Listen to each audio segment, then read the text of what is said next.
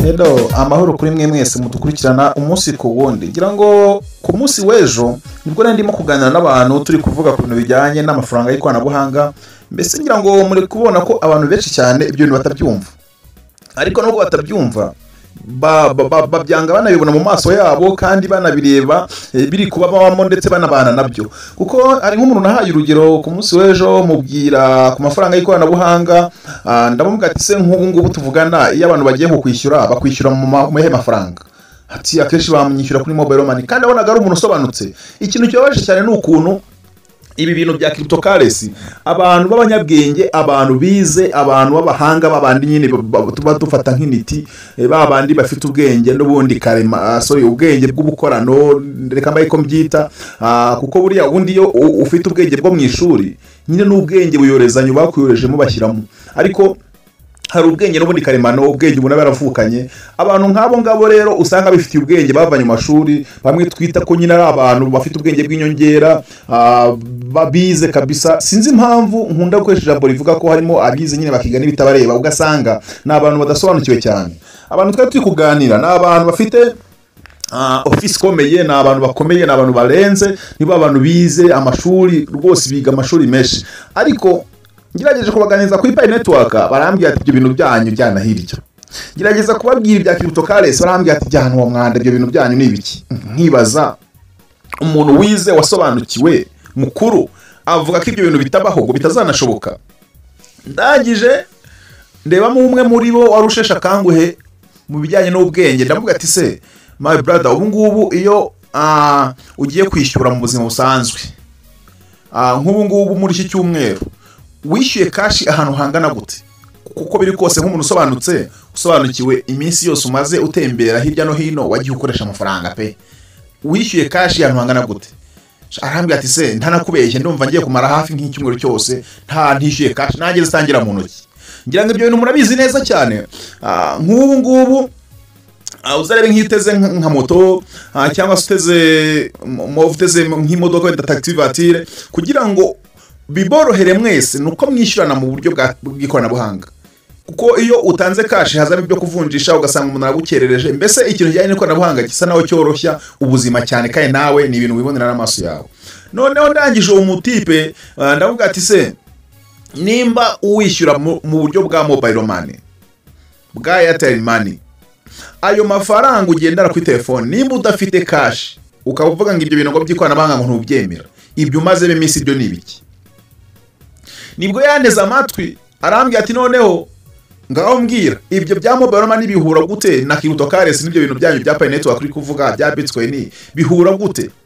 Ndamusobanurira ndamubwira ati ikintu ugomba kumenya uko ubona mobile money korohera. Pi Network yoroshye noneho yo kurenza mobile money, kuko Pi Network ushobora kuri mu Rwanda ukishyura umuntu wo hanze. Pi Network ushobora kuba uri mu mahanga, umunyarwanda akakoherereza igikoresho runaka ukamwishyura Pi Network. Nuvuga ngo Pi Network ni ifaranga n'ubundi usanga kurivunjisha nta byo kuvuga ngo ujye ku market ngakubikirize ngiki n'iki, ni ibintu nyine ufungura application yawe, warangiza ukajya muri application ukavunjirwa, ukohereza, ugahaha, ukagurisha. Ndamusobanurira mbona baye nk'ubyumvaho, ariko asa n'ubyumvaho gakeya. Rero aka kanya maginga ya dufite ikibazo cy'uko abantu benshi batari gusobanukirwa ikintu kijyanye naho isi iri kwerekeza, kubera ko namwe murabireba isi iri kugenda yerekeza mu buryo bworoshye. Niyo mpamvu bajya babwira ngo isi yabaye umudugudu, ntimusobanukirwe icyo bashatse kuvuga. Ni ukuvuga ngo ubu aka kanya tuvugana ushobora kuba ufite amafaranga muri societe zari mu Rwanda kuri telefone, washaka kuyohereza umuntu uri mu mahanga bikagorana cyane, ariko amafaranga ya cryptocurrency nako kanya biroroha, byoroshya ubuzima cyane. Aka kanya umuntu ashobora kuba arwariye mu Buhinde. By the way, tunihanganisha umuryango wa Jean Lambert Gatare, numwe mu banyamakuru beza baromodo bacu, numwe mu bantu b'abahanga twari dufite, numwe mu bantu apfuye nk'intwari, n'umunyamakuru ngiye murabizi Jean Lambert Gatare mumuzi mu rubuga rw'imikino, mumuzi mu mipira itandukanye, mumuzi yogeza kuri Radio Rwanda, twamumvise kuri Tradis, twamumvise henshi cyane hagiye atandukanye. Ni umunyamakuru wari ufite ibigwi kandi watse ibintu byinshi cyane, ariko yitabye Imana ku itariki 22 z'ukwezi kwa gatatu mu mwaka wa 2025 ejo bundi nibwo yapfuye agwa mu Buhinde. Reka rero dusaba Imana imwakire mu bayo kandi mutuza heza. Muri komateri bishyiremo wandikemo rest in peace nimba warakundaga uyu mugabo rwose, kandi tuzi neza yuko agiye nk'inyangamugayo. Twikomereze byacu bya Pi Network, ugasanga umuntu arimo aravuga ati ibyo bintu ni ibintu ntajyamo, kandi n'ubundi uri kwikerereza usaza imigeri kandi bigutegereje. Nta kintu na kimwe wakora kugira ngo Pi Network ureke kuzayikoresha, nta kintu na kimwe wakora kugira ngo Bitcoin utazayikoresha, nta kintu na kimwe wakora kugira ngo aya mafaranga y'ikoranabuhanga za Solana n'andi yose tugenda tubona kugira ngo ubu utazayakoresha. Nta na kimwe wakora, kuko hari n'andi menshi ari kumayininga. Twabonye za Ruby, twabonye amafaranga menshi cyane ari kugenda aza ubaka kandi tuvugana, kandi azanwa n'ibihugu bigiye bitandukanye. Rero ubu tuvugana dufite ikibazo cy'uko cryptocurrency ikomeje kugenda ihangayikisha ibihugu bimwe na bimwe bikomeye, ari nabyo tugenda tubona na hano iwacu mu gihugu cy'u Rwanda. Tubona abayobozi bagenda bavuga kuri Pi Network, bavuga uburyo ari scam, bazana n'izindi crypto bavuga ati aya ni ama scam. Ariko ikiriho cyo nuko igisobanuro cyabyo nawe wabyumva, nawe uri umuyobozi wabivuga wifokasingaho, kuko cryptocurrency ni ifaranga ridakotororwa n'igihugu. Ngira ngo urabibona nko mu gihugu cyacu cy'u Rwanda, ifaranga iyo ryamanutse rikazamuka twe ntidupfa kubibona, tubibonesha amaso, tubirebera ku madolari, tukabirebera ku buryo ibintu biri kugurwa, ariko ngira ngo ni ibintu bahita bakavaringa nk'igihugu bagahangana n'iryo faranga. Ngira ngo nyakubahwa Gavana Solaya yabisobanuye ejo bundi avuga ko ifaranga ry'igihugu cy'u Rwanda bahanganye naryo kugira ritamanuka, rikomeza kugenda rimanuka, ariko bagiye kongera guhangana nabyo kugira ngo rigume hamwe, rireke kuguma rijarajara cyangwa se rihuzagurika, kugira ngo ryongere subire mu murongo mwiza. Urumva ni ibintu igihugu cyikorera ubwacyo, kubera ko bafite control, bafite telecommande, nibo barijyana aho bashaka, bavangoreka tubigenze gutya na gutya. Ariko cryptocurrency, aya mafaranga ndi kukubwira, ni ifaranga bidafite igihugu na kimwe gifite telecommande kirikotoroza kivangoreka tugerekeza anga tubijyana hanga. Ni ifaranga ubwaryo bikotororwa na ba nyiraryo abaritunze, uburyo bahuriye ku isoko. Icyo cyumve uhita ugihuza na bya bindi abantu bavugaga Pi Network ngo dutegereje igiciro cya danje ngo kirenze ngo kizatangazwa. By the way, nta na rimwe cryptocurrency igeze iza ngo batangaze ngo igiciro cya niki, bashyira ku isoko kikazamurwa n'abantu. Ngira ngo nubireba no ku yandi mafaranga yose ugenda ureba mu bihugu bigiye bitandukanye, iyo ifaranga rigenda rizamuka, sinani wacu mu Rwanda gusa cyangwa se rimanuka, ni ibintu bitagaragazwa n'amaso, ariko mu myumvire, mu byo ureba, mu bikoresho, mu bintu ugura, uburyo biguhenda, iki nibyo bituma wiyumvisha nyine ko ifaranga ryagize gute, ryamanutse cyangwa se riri guhenda, ryazamutse. Rero ni ukuvuga ngo ifaranga iryo ryo ryose usibye na cryptocurrency rihabwa agaciro no ku isoko ry'umurimo, rihabwa agaciro no mu bicuruzwa, rihabwa agaciro n'abarizunguza, rihabwa agaciro n'abavunja, rihabwa agaciro n'abantu nyine barihererekanya. Ntabwo ifaranga ngo umuntu yaza bati ubaka kanya. Nibwo mu Rwanda niho njya mbibona ndavuga ibiciro by'imiceri, ibiciro by'iki, ibiciro by'amasukari, babati igiciro ni iki wenda baba basa nkaho ari gufokasinga mu kwerekana agaciro k'ifaranga aho rihagaze. Ariko nta muntu uzanga fokasinga avuga ati igiceri cy'ijana cyangwa se amadolari 100 agomba guhagarara aha ntahava. Niba ugiye kugura imodoka, ukaba ugiye kugura TXL 2024, iyo modoka kakanya kuyivana mu ruganda ni miliyoni ni ibihumbi 50 by'idolari, kandi bizahora gutyo, bizama gutyo. Oya, igihe kiragera ugasanga iyo modoka yageze ku madolari 40, 30, 60, ugasanga ifaranga rihora rihuza gutyo gutyo. Naya yandi rero kuyakotora rwo yakotora, ariko bisa naho bigoranye. Rero bita biguhisomo wumve cryptocurrency uburyo ikorayo, ntikotororwa muri ubwo buryo bavuga ngo turayigarura ngo duhengekereze ngo tubashe kuba oya, ahubwo nayo mu bundi buryo nayo igenda nkuko, ariko ku isoko ry'umurimo nibo bayikoreshereza ubwayo. Rero nta waza ngaza focusing avuga ati Pi Network iri kuvunjwa amafaranga ya naya, ni hame nibizigera bivaho, nuko nguko turayatanga igiciro ni iki ngiki. Mwoka byaramwe mumbabarire abantu kabavuga nayo muvuge nabi, ariko ibyo bintu ntabwo muteze kubibona pe, mwihangane ntimuteze kubibona, ahubwo wowe ukomeze umayininge kubwo amahirwe biracyakunda. Coin zawe uzibikeho ucunge sana, kuko hari igihe ushobora kuzatungurwa ukumva igiciro kiratumbagiye, gitumbagijwe nande n'abapioneer n'abacuruzi n'ama application agenda yubakwa na systeme ko ati migenda yubaka.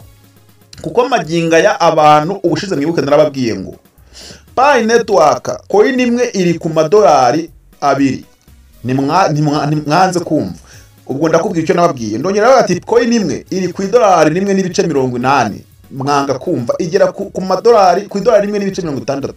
Nibwo nabasobanuriye ndababwira ati se ubundi mwafashe coin mufite mukazicuruza mukazigurisha, muri kuvuga ngo ndi kubuza abantu kugurisha coin zabo. Ndavuga ati sorry, ngo ndi kubwira abantu bagurisha coin zabo ngibyo ngo nugushuka abantu. Maginga ya kuri uyu munsi narababwira ni mugurishe mubika amafaranga, birashoboka ko wazongera ukagura nawe zikaba nyinshi, kuko niko coin zikora. Ubu tuvugana iyo uza kugurisha cyagiye idolari ku bihumbi ku $2, coin imwe iri ku $2, ubu tuvugana coin imwe yageze kuri 0.80. Ubu nona iyo ugurisha coin yawe ku $2 cyagihe, ubu ngubu uri kugura coin 3 ukongera ukazibika muri system yazaza mukigeze ku $3 cyangwa 5, ukongera ukunguka. Niko kirutokare sikora.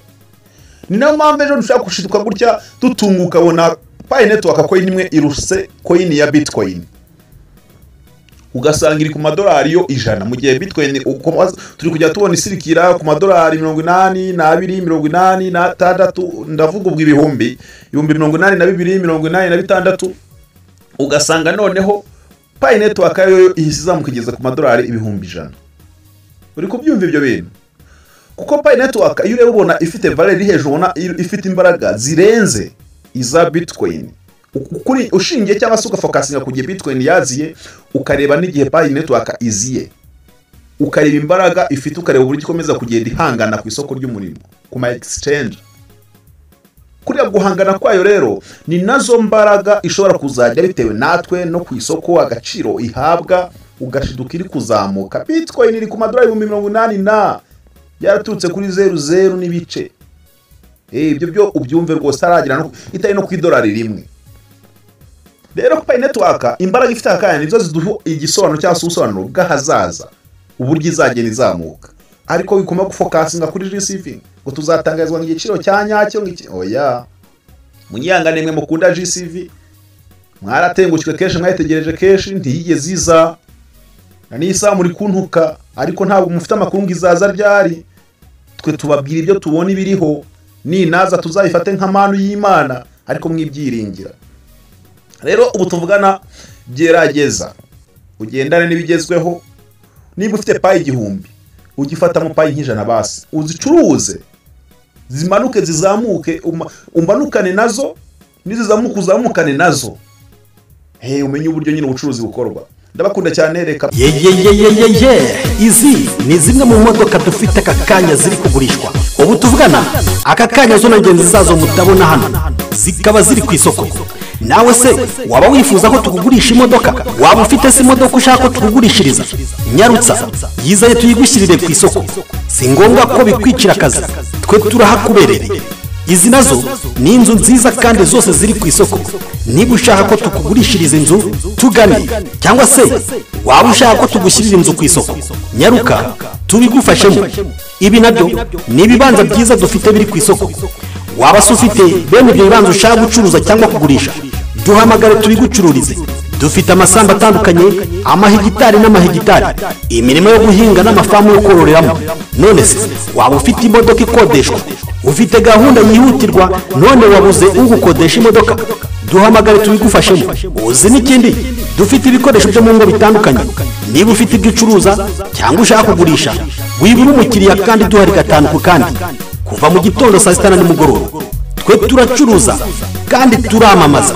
mbere yuko dukomeza tubanje kubashimira kubw'urukundo mutugaragariza aho mudahwema gukurikirana ibiganiro byacu byiza tubagezaho, bityo natwe twahisemo kubashimira. Ishimwe natwe tubashimiye ni ukubarangira ino mari nziza cyane kandi idahenze ku mafaranga make cyane. Ukimara kugura ahangaha uraba ubitse ubutunzi bwawe bwiza cyane ahatavogerwa muri iyi si, amafaranga make cyane ugahita ugura Kicukiro. Aha hantu harimo ibibanza bigeze kuri 4, harimo amakadasiteri 2 ndetse harimo n'indi ya 3, hakabamo amanegisi meza cyane. Buri anegisi ifite ibyumba 2 na salo ndetse n'igikoni na dushe na toilette, kandi ibyo byombi bikaba bikoreye amasuku bimeze neza cyane. Aha ni Kicukiro neza imbere ya Mount Kigali ahahoze Mount Kenya, haruguru ya Sport View Hotel gatoya ntuhita ubona ibyo bibanza birimo amazu meza. Ni ibibanza bigeze kuri 4, umve ko ari ahantu heza cyane kandi hagari hataguhenze habe na gatoya. Kibanza cyakigura $200,000, urumva ibibanza 4 ni hafi $800,000, ariko twe turashaka amafaranga atarenga muri 1/2 cy'ayo mafaranga. Ni ahantu heza, hagura uhabike cyangwa se uhatura kubera ko n'ubu ngubu hinjiza amafaranga menshi. Iyo uhagaze kuri umutungo utimukanwa ugiye kuba uwawe, wawitegeye Kigali yose, aho werekeza amaso gaye tureba Kanombe yose, mu kibuga cy'indege kareba Remera yose, muri Stade Amahoro, Kigali Arena Regional, Nyamirambo yose, ukazengurutsa amaso yawe umujyi wose wa Kigali, aho ngaho kandi wicariye mu rugo iwawe. Ni ahantu heza cyane ndagushimira. Ndabakunda cyane, mukomeze kunogerwa na gahunda z'isheni yanyu mukunda muri benshi cyane.